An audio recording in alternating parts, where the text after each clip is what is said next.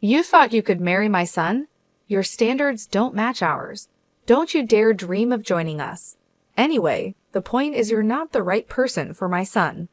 Now, leave. That's how coldly my father-in-law spoke to me. My mother-in-law joined in, saying, "You only approached Jake for money anyway." My name is Jessica. I'm 35 years old and I work for a company. Since graduating from university, I've been at the same job for years. Some of my coworkers left to start their own businesses, get married, or have children. But I stayed and devoted myself to my work every day. You might think I'm a lonely workaholic, but I'm not, because I have a boyfriend named Jake. Jake was a business partner. I thought he was a nice young man who took his work seriously. As we worked together, we started to like each other. He confessed his feelings for me, and we started dating. It's been a few years since we started dating, and now we're even engaged. But if you ask me if I'm not worried about marrying him, I have to admit that I am. He's younger than me, and I wonder if he's okay with our age difference, even though he says it doesn't matter. By the way, his father is a business owner, and Jake works for his father's company. This means that one day, Jake will take over the company and become its president. I was worried that his parents would oppose our marriage. I've been feeling uneasy about it for a long time. Of course, I was happy when he asked me to marry him, but I wondered if we could really get married. However, Jake didn't seem to mind at all. His optimism was one of the things I loved about him. He had already met my parents, and we often had nice dinners together. My parents agreed that we should get married, and they liked Jake very much. Finally, the day came to meet Jake's parents. I had been so nervous about it for weeks. Their house was spectacular, just as I expected for the president of a company. It was so big that it felt like a royal palace. As soon as we arrived, I started to worry if my clothes were appropriate for the occasion. I had picked out nice clothes, but I wasn't sure if they were good enough. I'm from a normal family, so Jake's world felt very different from mine. Jake would take me to fancy restaurants and book expensive hotels for our vacations. He thought that sort of thing was normal, but it made me feel like he lived in a different world. Even so, he never pushed his values on me or bragged about being rich. I don't judge people by their money. I fell in love with you because of your personality and inner beauty, he would say. At first, I wondered why he was dating an older and ordinary woman like me. But his sweet words made me believe he truly loved me for who I am. Because we love each other deeply, Jake and I are getting married. I feel like I've met a wonderful man, and I want his parents to approve of our marriage. Don't worry, babe. I've already told my parents about you, he said to encourage me. Then the front door opened, and his mother welcomed us. Welcome, you must be Jessica. Yes, I'm Jessica. Nice to meet you. His mother gave me a quick nod and let us in. The living room was huge, and Jake's father was there, sitting on a big luxurious sofa, waiting for us. I felt nervous all of a sudden. Meeting his mother made me nervous, but his father was even more intimidating, as you'd expect from the president of a company. It's a pleasure to finally meet you. My name is Jessica. Thank you for inviting me today, I said, my voice shaking. Jake looked at me and smiled. Don't be so nervous. But his parents weren't smiling. They were staring at me with very cold eyes. I felt a chill down my spine. Please sit down, his father said, pointing to the sofa. It felt like a job interview. Well, no, excuse me, his father said as soon as I sat down. His mother agreed with him. Hey, Mom, Dad, what are you doing? What do you mean, no? It's rude to say such a thing, Jake said, upset, trying to defend me. But his parents didn't seem to listen. How old are you anyway? You look pretty old to me, his father asked. I'm 35, I replied. You're 5 years older than Jake. How can we accept Jake marrying an older woman like you? His mother said. Besides, it's already too late for you to have children, isn't it? We need someone who can give us grandchildren. I think it has to be a young woman, at least younger than Jake. I knew they would mention my age. And you're single at your age? I can't help but think you have some kind of problem. Maybe you're too difficult or have a bad personality or something like that, his mother added. Mom, what are you talking about? Jessica is a wonderful person with a great personality, Jake protested. Then why hasn't she married before? His mother shot back. Excuse me, I said. I know I'm a little older to be married, but I love my job and wanted to work hard. I've always prioritized my work over marriage. That's why I didn't get married until now. It wasn't until I met Jake that I realized I wanted to get married. I was almost overwhelmed by the pressure from his parents. I tried my best to choose my words carefully, but their attitude didn't change at all. Working harder? It's not like the company you work for is a big one. Even if you work hard and get promoted, you don't get paid much, do you? I think you should focus more on making yourself more attractive as a woman. You know, it would be nice if you put in some effort. Yes, even at your age, you can still look better. Maybe some plastic surgery would help, his father said. Honey, that's too straightforward, his mother added.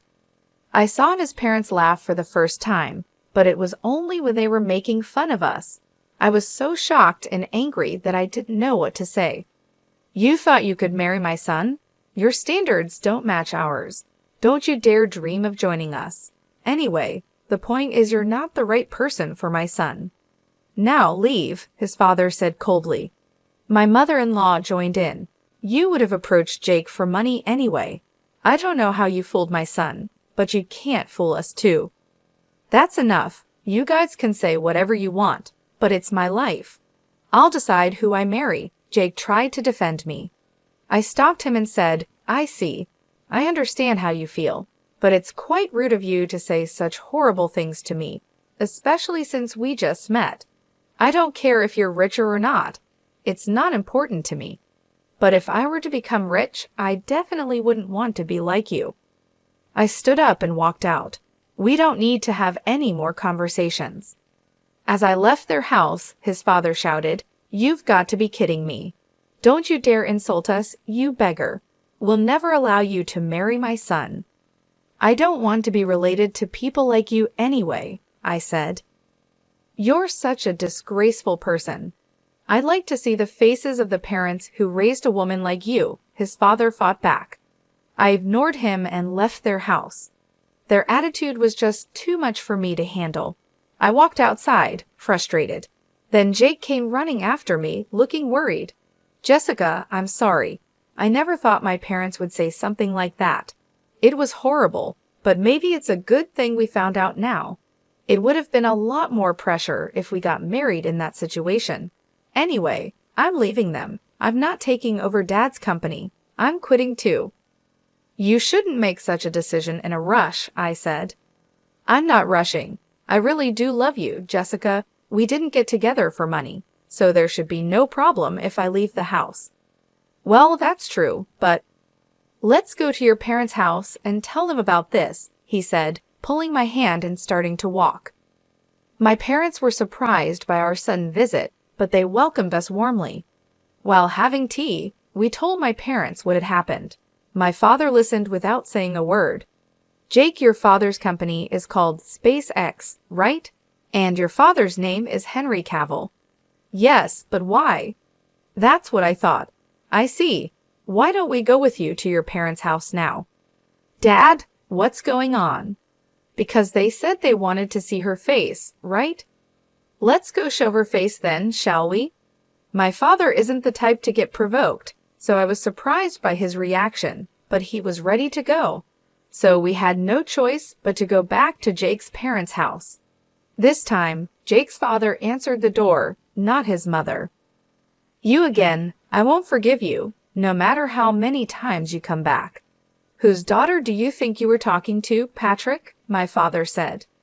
Jake's father looked at my father, rolling his eyes. It took him a few seconds to finally recognize something. Mr. Richard, is that you? You finally remembered. Your daughter means her father is me. That's right. She's my only daughter. We had her later in our marriage. By the way, how dare you insult my precious daughter? Have you forgotten what I told you back then for 2 years? No, you see, when you were arrested for smoking and drinking, you were even caught shoplifting. I covered for you and gave you a chance to become a better person, didn't I? I did everything I could so you could get a decent job. Didn't I teach you that no one can live alone, and we all need to support each other? And yet, as soon as your company became successful, you forgot all that, didn't you? I apologize for that, Jake's father said, now looking fragile, a complete change from before. If you want to be the president of a company, you need to treat people with compassion. Do you think you're better than others just because you're successful? Aren't you looking down on people when you shouldn't? Well, he seemed to understand what was being said. Dad, my boss always says his stomach hurts from stress. Are you harassing him? Jake asked. What are you talking about? I'm just pushing him hard because I expect better of him, his father said, starting to come unraveled. Just when I thought you'd finally come to your senses, you're back to your old self. You're a real pain, Patrick. First of all, I want you to apologize to my daughter for insulting her.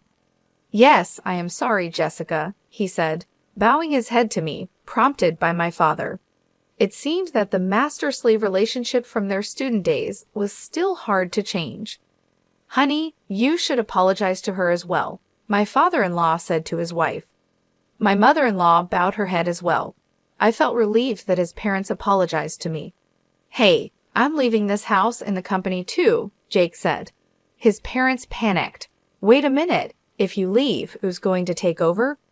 Your father's right. You're the only one we have left. I'm sick of you controlling everything in my life, Jake replied. I covered for you and gave you your chance to become a better person, didn't I? My father said, his voice steady and strong. I did everything I could so that you could get a decent job. Didn't I teach you that no one can live alone and we all support each other? And yet, as soon as your company is successful, you forgot all that, haven't you? Jake's father seemed taken aback, his previous arrogance gone. I apologize for that, he said, his voice trembling. The man who had been so intimidating just moments before now seemed fragile, a complete change from before. If you want to be the president of a company, you need to treat people with compassion, my father continued. Do you think you're better than others just because you're successful? Aren't you looking down on people when you shouldn't? Jake's father hesitated. Well, apparently he had an idea of what was being said. He knew my father was right, but pride kept him from admitting it fully. Dad, Jake spoke up, his voice filled with frustration. My boss always says his stomach hurts from stress. Are you harassing him? What are you talking about? I'm just pushing him hard because I expect better of him, Jake's father said, but his confidence was waning. He was starting to come unraveled under the pressure. My father looked at him with disappointment. Just when I thought you'd finally come to your senses, you're back to your old self. You're a real pain, Patrick.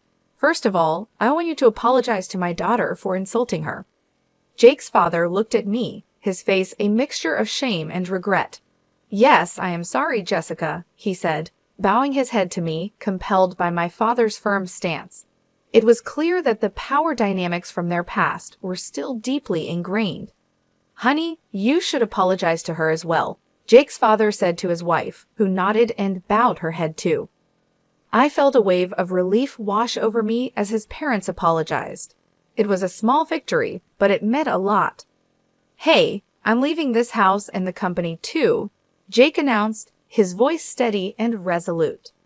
His parents' eyes widened in panic. Wait a minute, if you leave, who's going to take over? His mother asked, her voice trembling.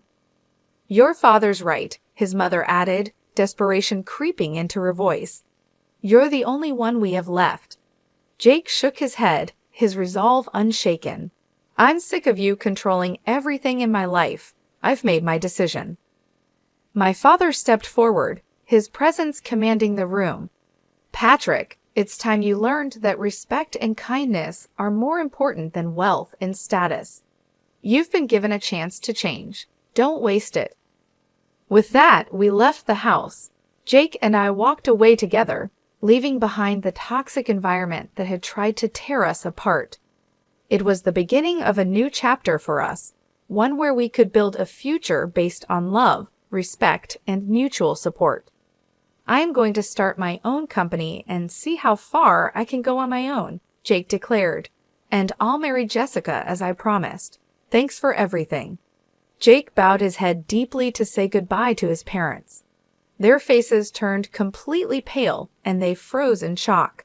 Despite their reaction, we left them behind and walked away together. My father had been a high school teacher until he retired, and I had no idea that Jake's father was one of his former students. When I looked up the company Jake worked for on their website, I saw Patrick's picture. My father had told me that he had a student who became successful, but he never mentioned who it was.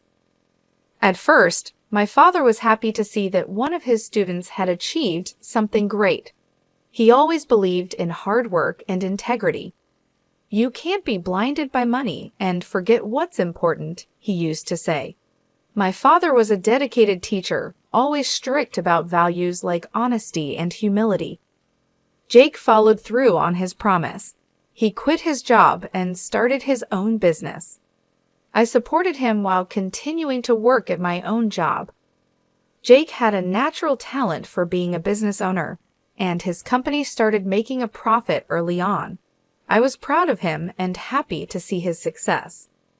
We got married, just as we had planned, and became husband and wife. We lived joyfully every day, supporting and loving each other. Our life together is filled with happiness and mutual respect. As for my father-in-law, his story took a different turn. Some of his employees sued him for harassment, which caused the company's stock price to drop significantly. As a result, he was dismissed from his position as president. It was a harsh reminder that no matter how successful you are, treating people with respect and kindness is essential. Seeing how things turned out for Jake's father made me even more grateful for my own father. My father taught me the importance of humility and compassion. He was a role model who lived with integrity and dignity, and I strive to live my life by those same principles. Now, Jake and I focus on building a life together, filled with love and mutual support. We work hard, enjoy our time together, and always remember the values that truly matter. Please subscribe to our channel if you like our story. We'll see you in the next video.